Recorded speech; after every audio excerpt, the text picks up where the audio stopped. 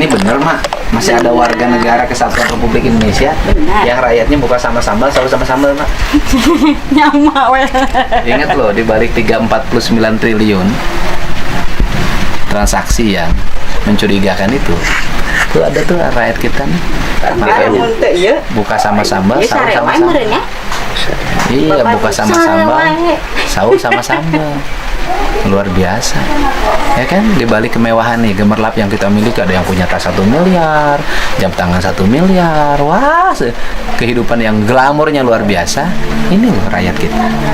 Masa kita nggak sadar-sadar sih? Pada suatu sore di bulan Ramadan, suasana sebuah perkampungan di Purwakarta tampak tenang dan sederhana. Angin berhembus pelan melewati pepohonan, sementara warga menjalani aktivitas seperti biasa. Di tengah suasana itu, Kang Dedi Mulyadi berjalan menyusuri jalan kecil di antara rumah-rumah warga. Seperti kebiasaannya, Kang Dedi tidak datang dengan jarak dan protokoler. Ia berjalan santai, menyapa setiap orang yang ditemuinya. Ada warga yang sedang memberi makan kambing, ada yang mengurus entok di halaman, dan ada pula yang membersihkan kandang ayam. Setiap orang disapa dengan hangat. Assalamualaikum, kumaha damang, sapa Kang Dedi dengan senyum ramah. Beberapa warga yang ditemuinya bahkan menerima sedikit rezeki darinya. Bukan sekadar memberi uang, tetapi sebagai bekal sederhana agar mereka bisa berbuka puasa dengan lebih tenang di rumah. Hah? Ngurus domba, tapi nu sorangan domba. Sanes maro. Sanes. Ini maro lah. Usaha. Bencang sebelah. Oh, maro. Si ibu si mana istrina gawe naon gawe? Nganggur. Ada arti mana? Anak gawe di mana? Pasifik. Oh, bapak anaknya gawe Pasifik. Berarti bapak asli Jawa ya? Jawa mana? Nganjuk. Nganjuk kira ngalunasanana nganjuk wae. Sedilah pindah ka dieu. 12 tahunan. Oh. Buka-buka. Ya. Perjalanan itu terus berlanjut hingga Kang Dedi tiba di depan sebuah rumah sederhana. Rumah tembok yang tidak besar, namun tampak bersih dan rapi. Di teras rumah itu terlihat seorang ibu parubaya sedang tertidur pulas di kursi kayu. Kang Dedi mendekat dengan langkah pelan agar tidak mengagetkan. Ia lalu duduk di kursi di samping ibu itu.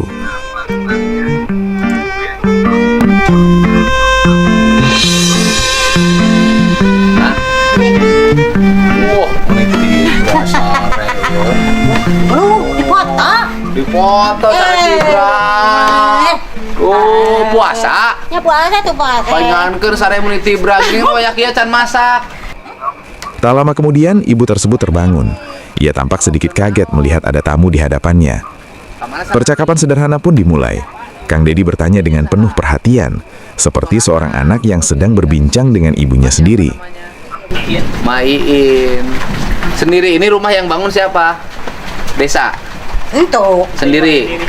Dari mana? Oh, waktu ada masih suami. Dulu suaminya kerja naon? Biasa bongkar. Oh, kuli bongkar. Bongkar naon? Pasir, batu? Pasir biasa. Di mana? Di Indo Barat kereta. Oh, di Indo Barat. Turun-turunkan barang bagian bongkar. Oh, sekarang sendiri di sini. Dari percakapan itu, Kang Dedi mengetahui bahwa ibu tersebut hidup seorang diri. Ia adalah seorang janda, suaminya telah lama meninggal dunia. Rasa penasaran Kang Dedi membuatnya ingin melihat lebih jauh bagaimana kehidupan ibu tersebut. Ia pun dipersilahkan masuk ke dalam rumah. Rumah itu memang sederhana, tidak banyak perabot, namun semuanya tertata rapi. Terlihat jelas bahwa pemilik rumah menjaga kebersihan dengan penuh kesungguhan. Dapat dikasih wallpaper, waduh, rumahnya bagus. Ini oke nya. Ini dapat siapa? Mak kreatif begini. Anak. Anak Mak. Anak Mak ada berapa? 2. Yang satu Di Cianting. satu lagi Cilegongo. di Cianting. Kerja apa anaknya? Kerja? Ya biasa weh. Naon? Nyakit weh merenan. Ari buruh mah. Kuli bangunan. Langkah Kang Dedi kemudian berhenti di dapur. Dapur itu kecil dan sederhana. Di atas meja dapur hanya ada sedikit makanan yang tersisa hari itu. Ada sepiring nasi, ada pepes tahu. Itulah yang akan menjadi bekal makan untuk berbuka puasa sekaligus untuk sahur nanti. Bahkan sang ibu bercerita, terkadang ia hanya makan nasi dengan sambal saja. Mendengar itu, Kang Dedi terdiam sejenak. Ia menatap dapur kecil itu dengan perasaan yang dalam. Waduh, ini dapurnya bersih, Mak. Tuh lihat, dapurnya bersih. Jadi Mak hari ini Ya. Nih, masak lagi, Pak. oh, ini sudah punya kejo. Ya. Oh, kejo, ya kan? Ya. Jadi hari ini Emak masak sama nasi. Ais tahu. Nggak punya uang. Hah? Mama masih bisa beli mesin cuci dulu siapa? Ini, Ah. ada bapaknya. Waktu ada bapaknya, Kuli muat-muat tuh bisa beli mesin cuci. Sekarang mah sudah total tidak ada. Tidak ada. Jadi hari ini buka puasa emak sama apa? Ini pais tahu. Oh, buka puasanya sama pais tahu. Tidak ada kolak, tidak ada es kelapa. Tidak ada. Adalah kerupuk satu. Di tempat sederhana itu ada pelajaran besar tentang kehidupan, tentang kesabaran, tentang perjuangan, dan tentang rasa syukur. Untuk memenuhi kebutuhan sehari-hari, ibu tersebut mengandalkan jualan wajit, makanan tradisional yang ia buat sendiri. Ia menjualnya keliling atau menitipkannya jika ada yang mau membantu. Namun hasilnya tidak menentu, kadang laku, kadang tidak. Menjelang akhir pertemuan itu, Kang Dedi memutuskan membeli seluruh wajit yang dimiliki ibu tersebut hari itu. Ia juga memberikan sedikit uang sebagai bekal untuk kebutuhan sang Lain ibu. tiduran, Mak kerja apa? Masak wajib. Bikin wajit. Iya. Wajitnya dikemanain? Dijual? Dijual. Gopek. Satu. Ya itu ingat ibu saya, bulan puasa suka bikin wajit. Dijual berapa? Gopeknya, jangan gopek. 500 perak. 10. Itu sudah ada yang pesan? Belum. Baru. Oh, berapa hari itu kering? Ntar besok. Besok udah kering. Belum ada yang pesan? Ditawarin, dikelilingin, apa ada yang pesan ke sendiri? Keliling. Oh, emas suka keliling jualan wajit. Satunya 500. Iya. Berapa hari sekali jualan wajitnya? Nyati akan lamun ieu mah. Andaina mah di puasa. Baru. Oh, jadi izin. kalau bukan bulan puasa, Iya, jualan tiap hari. ya dapat tiap hari. Beras mana beras? Ada. Beras mana beras emak? Berat habis nih, ngabisin. Ini beras yang terakhir. Ya. Yang benar, Mak, jangan bohong, Mak. Wah, bohong, Pak. Ini beras emak yang terakhir. Iya ini. Ini beras emak yang terakhir dapat beras dari mana?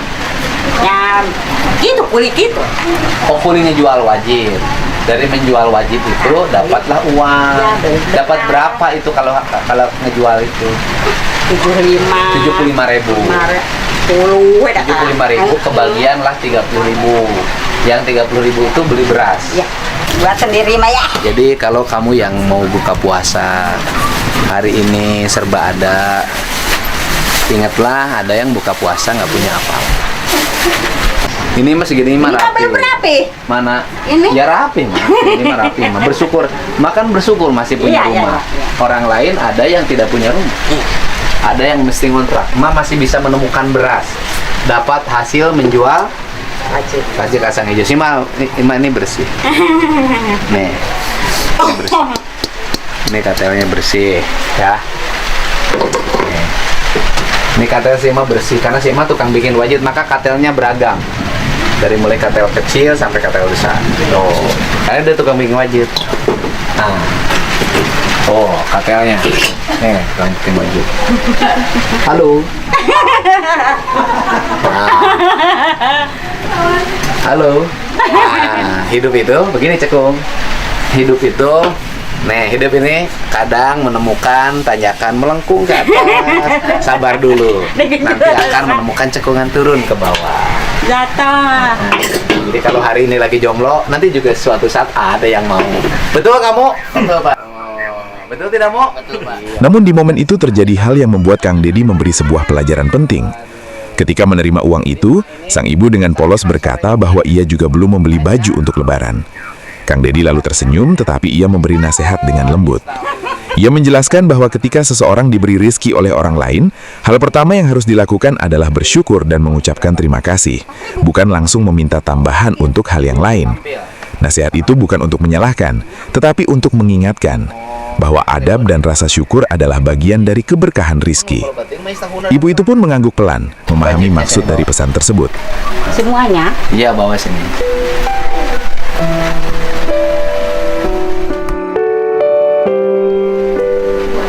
Wah, coba hitung. Jadi ini andalan hidup emak.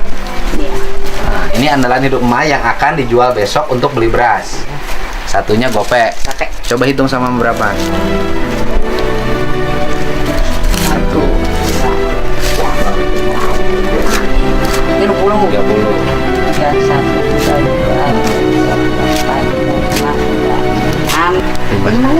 55 kali 500 berapa?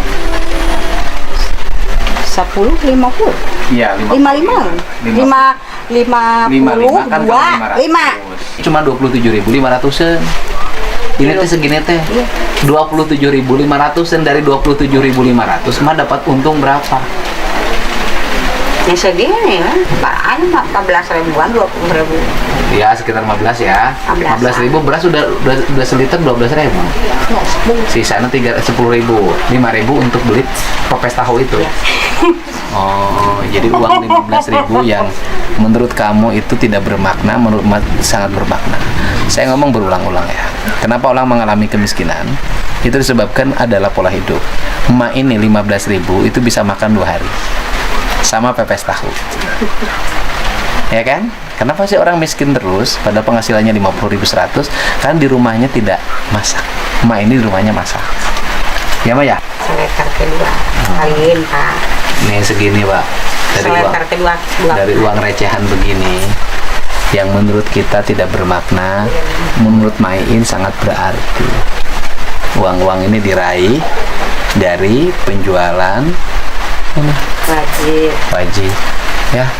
Hei, yang duitnya triliun-triliun, puluhan miliar, ratusan miliar, ingat loh, ada ini loh. Nanti pajak-pajak itu seharusnya cepat terdistribusi bagi penanganan yang seperti ini, ya kan? Disubsidi, ini kan jualan tuh, subsidi lah rumahnya, bangunin yang baik, yang layak, dapurnya, ya kan? Uang kita cukup kok kalau pajak.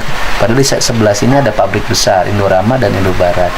Indorama dan Indobarat tuh mungkin bayar pajaknya ya, kalau disatuin setahun 1 triliunan lah, ya kan? Kalau lagi operasional, satu ini desa tetangganya. Kalau 1 triliun itu 10% aja atau 5% turun ke desa ini untuk pengantasan kemiskinan, bikin jalan, bikin bangun rumah rakyat miskin, penyiapin sarana gizi rakyat, kayaknya beres deh negara ini.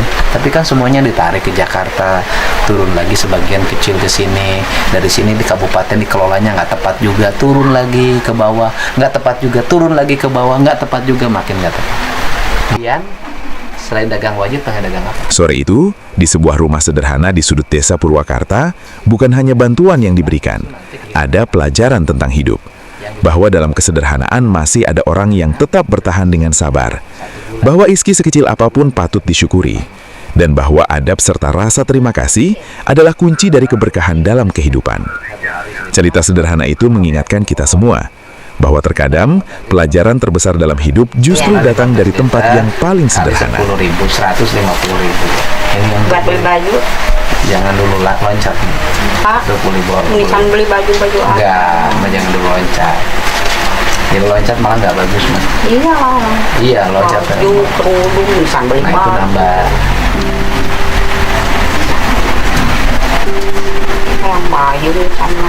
Iya, itu nambah. Harusnya Mbak dengerin dulu. Harusnya Mbak dengerin dulu saya. Jangan dulu memanfaatkan ketika saya ke sini, Mbak langsung ngomong yang lain. Harusnya Mbak bersyukur terhadap apa yang diterima dulu. Kan Mbak dapetin sehari 22.500. Ya kan, seharian itu kan dagangnya 2 hari sekali. Mbak langsung terima sekarang 150. Mbak itu harus kerja selama seminggu. Harusnya jangan dulu ngomong baju nih, jangan ngomong kerudung. Mbak berucap terima kasih dulu terhadap apa yang diterima. Terima kasih. Padahal saya mau terima kasih. Iya, jadi tidak loncat dulu. Jadi terima kasih dulu terhadap apa yang diterima, baru cerita yang Lain. jangan dulu cerita. Jadi emak itu saya kasih tahu sama Jadi ketika ada orang datang, kemudian baik terhadap emak nggak boleh nawar. Iya. Siapa tahu orang itu akan membeli lebih dari itu. Siapa tahu akan membeli lebih dari itu tandanya orang bersyukur. Iya. Jadi kalau orang dapat 150, yang ngomongnya nuhun.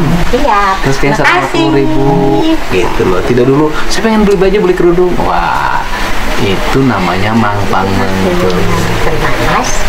Itu jadi jiwanya jiwa miskin. Nah, orang jiwa miskin itu adalah tidak pernah mensyukuri apa yang didapat. Walaupun dia mobilnya banyak, ketika dia tidak bersyukur terhadap apa yang didapat, itu orang miskin.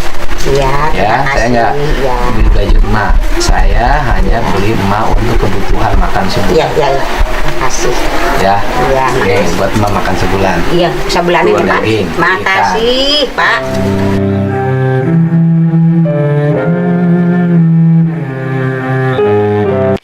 Deddy Mulyadi, seorang warga biasa, dikenal karena kepeduliannya terhadap tetangga-tetangganya yang kurang beruntung secara ekonomi.